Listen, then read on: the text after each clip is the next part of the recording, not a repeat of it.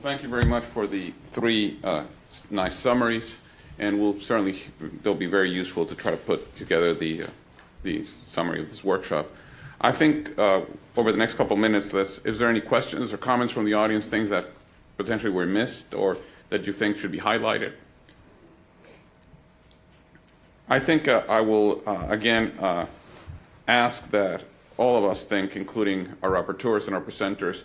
I will again ask, Rich Walensky, who basically challenged us to say, what can we do now? What are the things that we can do right away? What are the integration points? What are the policy issues that we need to address right away?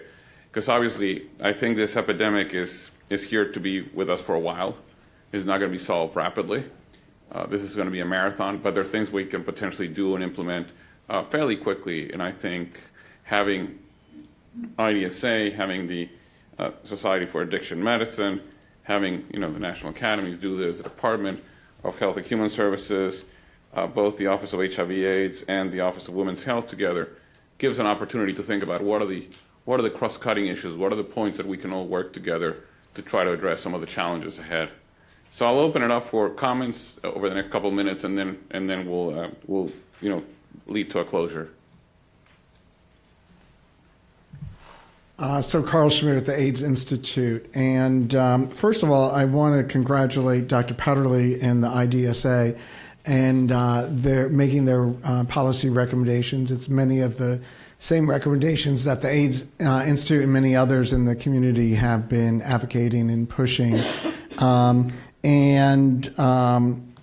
I guess, for immediate, and how does it get done is the question, because I think a lot of the recommendations are great, as I said, but how do we get it done? And I think funding is at the top of the list. We heard the need for syringe service programs. We heard the desperate need for hepatitis C surveillance. And I put those two at the top of the list where they really they're completely underfunded. And then when we get to and we're working hard on with the Congress right now, and hopefully we could get some money in the omnibus appropriations to address this. And also I should add that then the next point is we could get more money for Ryan White. We could ask for that. But then, the issue is how could we all work together, not just people in this room, but I mean out in the field, HIV, hepatitis, all the different groups, because everything is usually siloed. You get your funding to do HIV, you get your money to do to do substance abuse work. And I guess we've been advocating for additional funding for the CDC, and we talked to the administration. You could see in the president's budget, he did put in a $40 million program to address infectious diseases and opioid use and injection drug use for the CDC. Unfortunately, he did it at the expense of taking $40 million from HIV, which we don't support. But I do think that's one thing that we have to do is, propose things that are cross disease groups that, because when you test someone, for HIV injection drug use, you want to test them for HIV and hepatitis and other diseases. So then the other thing is, what about being part, we're just a small part, the infectious disease aspect of the whole, opioid epidemic. And that's being debated on the Hill right now. And, like CARA Point 2. And I think it would be helpful for, whatever you guys recommend to get into that debate. Because, so SAMHSA is doing things. There's going to be more money for local and state health departments and community-based organizations, and to work on this epidemic. But we have to make sure the infectious disease component is part of that. I'm not sure we need to create a whole lot more programs, but we should make sure that we're part of that solutions. So those are just some thoughts. Thank you. Very well taken points. Hi, Sharon Morgan, American Nurses Association. I want to thank you for this amazing day and a half of great dialogue and really starting to connect the dots. And that's kind of where my conversation and my points are about. When I've been listening over the past 2 days and a lot of other conversations that have been had around the opioid epidemic over the past several months among the national agencies, I am recalling the steps that we're taking to change the perception of how we look at seatbelts. And it didn't happen overnight. And when you take a look at how seatbelts, the three-point system developed in 1955, it became a national agenda issue in the mid-60s. And just in 2017, you have Wyoming, the last state, doing child seatbelt regulations. I mean, that's 60 years to change a dialogue and a position. We do have some ways to take a look at this epidemic and really start to connect the dots. And I think that's how we have to really start to move that dialogue forward. That there are so many complex issues to the opioid epidemic that if we don't start connecting those dots and having the conversation move forward in a more cohesive way, we're really not going to change that position and that culture from where we are now to where we want to be. And maybe some of the things that were raised today might give us a good starting point to have that template of the individual and the roadmap or the gaming system that shows what happens when the young adult goes to his practitioner, and if he doesn't get prescribed opioids, good. Prevention, boom, right there. But what if he is? And then he goes down and he keeps going through the system. And now he's in jail. And you have another opportunity right there. Let's engage. So maybe the real thrust as we start to move forward is having better connection of the dots to show the complexity of the issue and where we need to move as a cohesive unit and change that dialogue. Thank you. Thank you very much. I think as you speak, and then obviously not something that happened overnight, but I think one of the things that it's very clear out of this presentations from a day and a half is also the intersections of poverty and lack of education and lack of opportunities. So I think there's some. I think we talk about social determinants of health many times, but what we have to think about, what are the structural interventions that are needed in our communities in order to address this epidemic. This is not simply an issue of having Narcan available and having treatment facilities available. This really is an issue of really looking at what are the structural issues that have taken us to where we are right now, and what can we do to learn from the lesson, quite frankly, because I think it's not going to be a simple solution that is going to take us where we need to go. Ben, yeah. Okay. This is follow up to the question about what we can do. What can we do now? I agree. Primary prevention, social determinants, the structural things are crucially important. I also think if we want to bend the overdose curve now, we should be doing secondary and tertiary prevention, more research and more funding and more service provision. Right. The thing that's going to save someone tomorrow is having naloxone on site and treating people with opioid use disorder. So there's a lot of prevention work is really important. PDMPs and all of that work is crucial, but the 5-year outcomes are going to be more impacted by secondary and tertiary prevention. So one of the things that was presented in one of the presentations talked about the value, and I think it was maybe Natasha you presented, I can't remember who did, but the value of having co-prescription of naloxone with opioids and what that does in, it took us a significant effort for Jonathan and others to make that happen in our clinic, and it wasn't easy because it wasn't cheap to do that. Really, we started blowing the pharmacy budget by doing that. But I do think that being able to do that is also an important thing. In other words, anybody that goes home with X amount of opioids ought to have X amount of co-prescribed naloxone available right there, as opposed to just have the opioid or not the other component.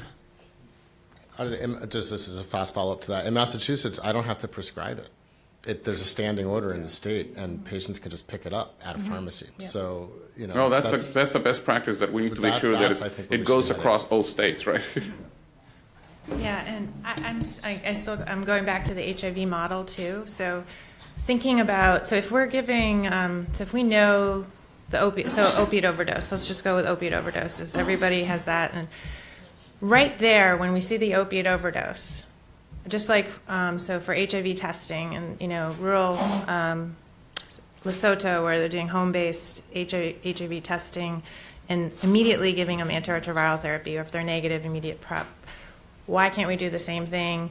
Opiate overdose is an obvious indication of an opiate use disorder, linking them with opiate medication treatment, counseling services. Like that's the way to bring them in, and obviously do all the harm reduction services. How can we move that forward? Obviously, there's funding mechanisms. Obviously, we don't have insurance services in many states where we're seeing high rates of opiate overdoses to link. But I'm just thinking of, and I was talking to Rich Wolitsky.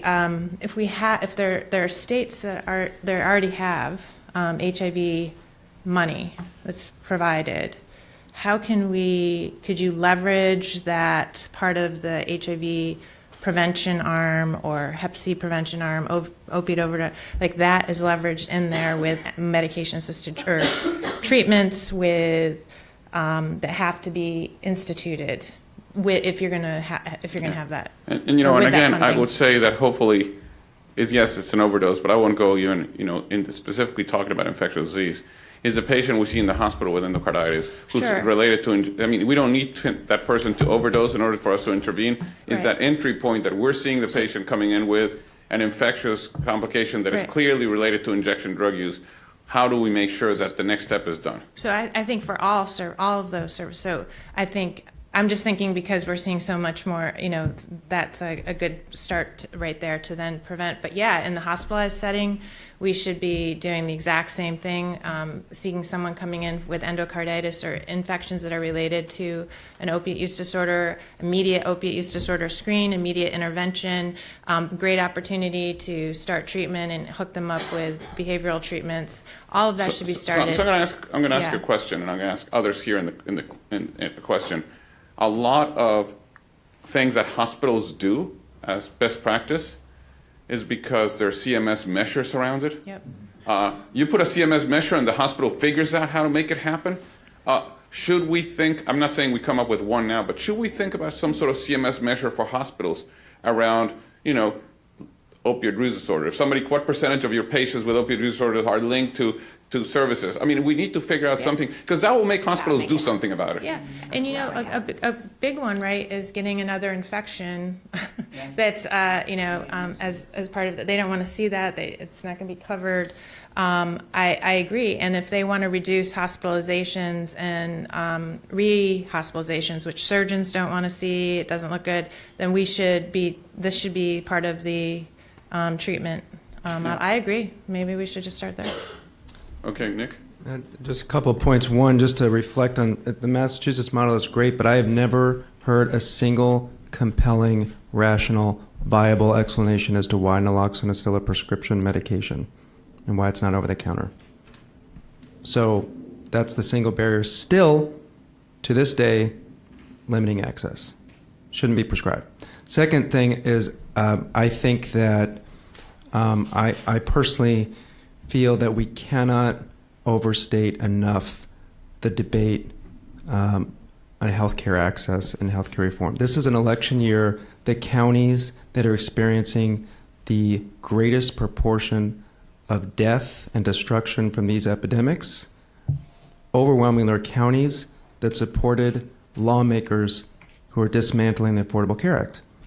That's just a reality we have to, I think, deal with. We can't sort of skirt around the politics of this, but as these things are debated in our home states and our communities, applying significant pressure to our lawmakers that if they're serious about ending the epidemic, I'm sorry, but CDC and NIH grant funding is not going to do it.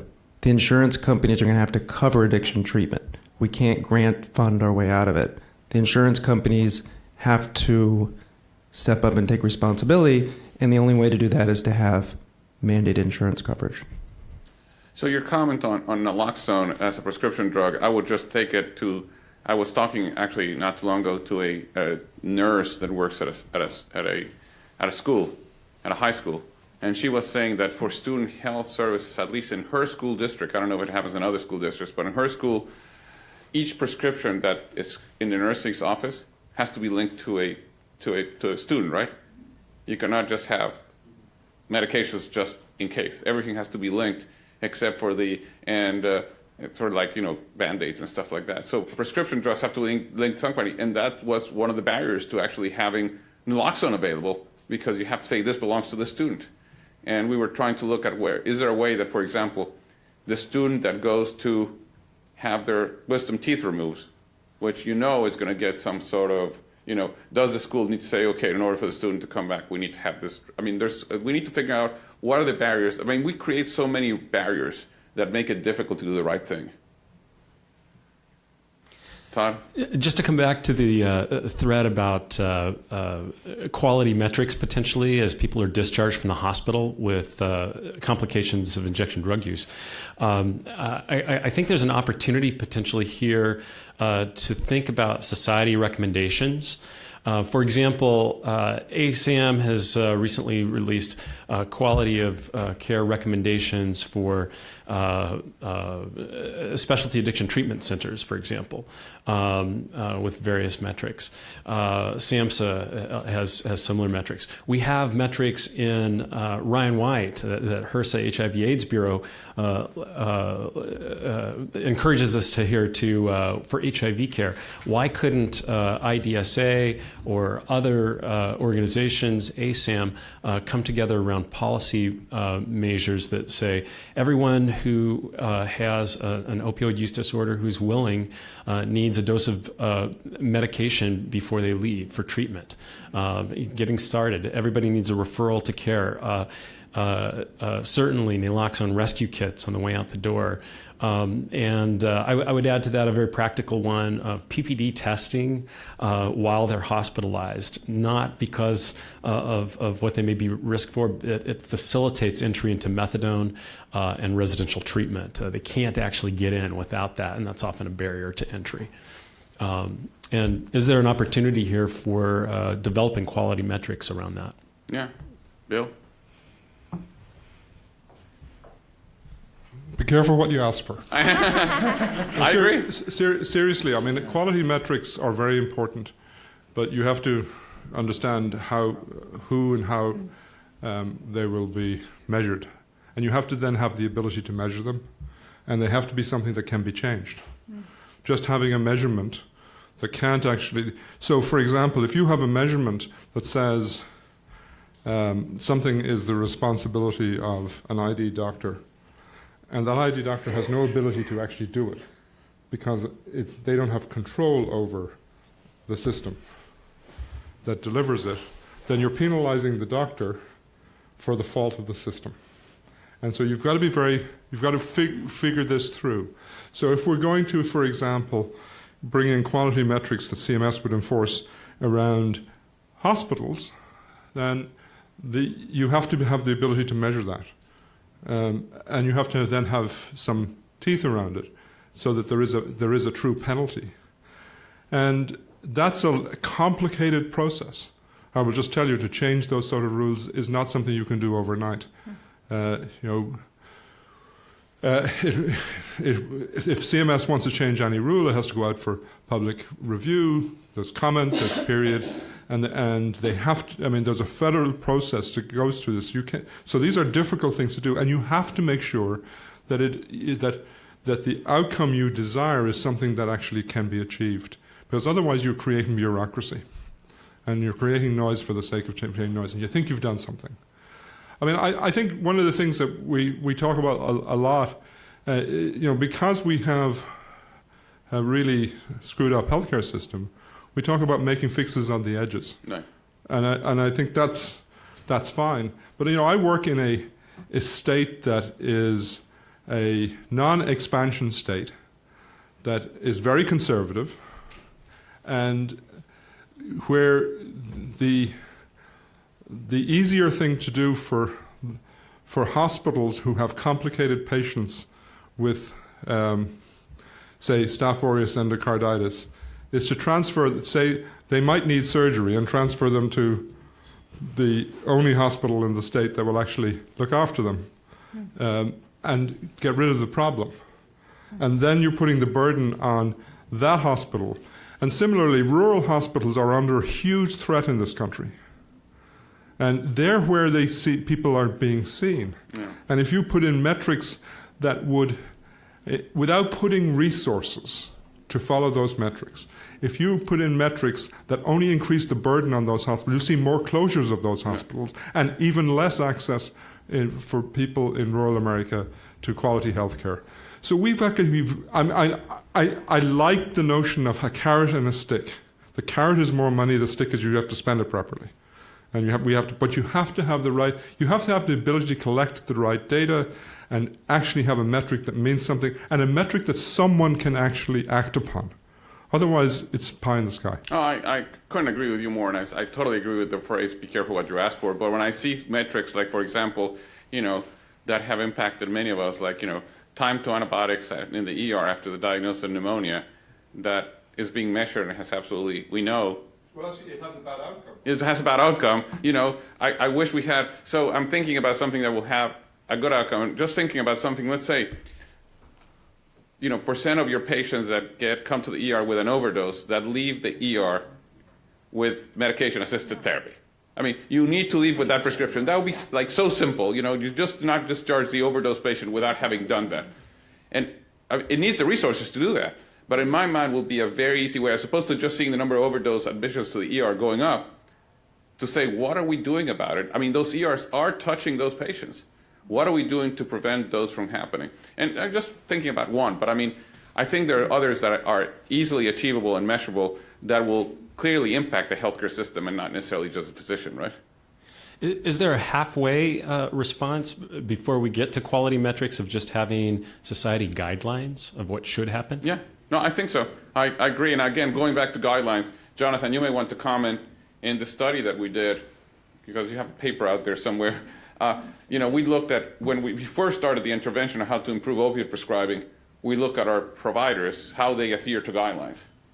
And their adherence to guidelines on opioid prescribing was not very good. So you come to the issue that, yeah, they're guidelines, but then you need to make sure that those guidelines, that there's education and there's ways to know that those guidelines are actually being implemented. And the intervention we did, just by doing the intervention, actually increased significantly the knowledge and compliance with the guidelines, which were there, but nobody had bothered to even look at them, right? Question? More of a comment in an area that I think I didn't hear as much about in the summarizing statements, that the magnitude of the opioid epidemic is really, I think, necessitates that we look beyond the infectious disease community, beyond the physician community, the advanced practice nurse community, to where we can get some more numbers of people who we can further engage with. And I appreciate that you didn't. It was a short summary, but nurses need to be included in that. I think substance use disorder treatment staff, counselors, and that there's a whole a number of large groups of providers and peer folks who were not included in that we really need to think about strategically engaging. And while we need the leadership, very critically need the leadership of the infectious disease community and the hepatology community and all of the folks who've convened here, law enforcement included, we can't forget that the scope, the huge number of deaths and huge number of infections really necessitates that we think a little further out than that and strategically on how to engage those folks, and needed to sort of bring it back also to Vita, who is now standing up behind me, and her comments about engaging peers and having the recovery community also engaged in a meaningful way. And I think that that's an area for growth for this issue as well. And I don't know if you wanted to build on that, Vita. I mean, I would just say I agree with you. I would just caution you that when we were at the planning committee putting this together, we could have been here for a week discussing, and it was very clear that the title of the workshop, the focus was infectious disease, integrating infectious disease considerations with the response to the opioid epidemic. And whenever I've worked with anything that the National Academies does, the committee spends a fair amount of time understanding the scope of what are we here to do, because otherwise you can be, for days doing this thing. So everything that is done at this level in the academy, precisely because what the scope of what you have to do, understanding the clearly what the scope of the process is not going to tackle everything, but it's going to look at a very specific issue. But I couldn't agree with you more. I mean, this is just looking at a very small slice of what is a huge problem. So I wanted to just mention a subgroup that presents with some unique issues that we haven't talked about that much, which is pregnant women with opioid use disorders. And I say that recognizing on the task force, I was part of the contingent that said we shouldn't talk about women separately because women should be part of the conversation throughout. So I am partly responsible for us not talking about it quite so much. But as someone who runs services for pregnant opiate dependent women in a hospital setting, we are faced with judges who say the woman can't get off of probation until she's in an abstinence-based program, and that buprenorphine is not allowed. I went to a seminar for jails in the state of Virginia where a third of the audience had never heard of buprenorphine. And the standard practice for those who might actually provide medication-assisted therapy during pregnancy is to start detox from the day of delivery. So I think that there just are issues for pregnant women that we should also be thinking about within this. Couldn't agree with you more. And Vina? I just had a couple of comments. Speaking of the naloxone training, I know in Baltimore, the health department trains individuals, and they go out in the community and they set up in areas where drugs are being sold and used. And I have participated in showing a brief demonstration, and they give out the naloxone right there on the spot. And so that's one thing. Another thing, I shared my journey from age 11 to 63, and it's really nice to see that more people, you all are starting to get it, and finally care. And speaking of stigma, let's not forget about the LGBTQ community, because a lot of them are shunned and their families turn their back on them. So they're living on the street and they're prostituting and doing what they have to do to survive. So they contract HIV and Hep C, and they all are addicted to drugs. And my final thing is that while I've been sitting here and I appreciate all the work that you all are doing, but I was sitting here and I love rhyming words, and I was sitting here listening to all the slides, and I jotted this down yesterday, and I entitled it, "What is this all about?"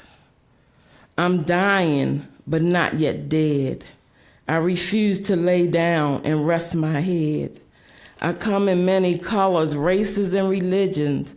I'm tall, I'm short, I'm thin and stout. Do you know yet what this is all about? I can fly, just not like a pigeon. People walk by me like they don't have vision. No one can hear me screaming out loud. No one can see that I am proud. No one knows what I'm feeling. No one can see that I'm not healing. Up and down, all through the night, not realizing that I'm headed to the light. Knowledge, potential, dreams and power. Turn around now, you're heading to the end hours. Jesus, Jesus, help me, please. I bow before you on my knees. Oh God, I pray you can hear me shout. Do you know yet what this is all about? Thank you. Thank you very much. That was absolutely beautiful. And again, I think this may be the first workshop of the National Academies that is going to end with a poem, and I really like that. I personally really like that. That may be a first. So I think that's a great way to end. I would just invite Rich Walensky if you can say a final comments and complete this workshop. Thank you very much.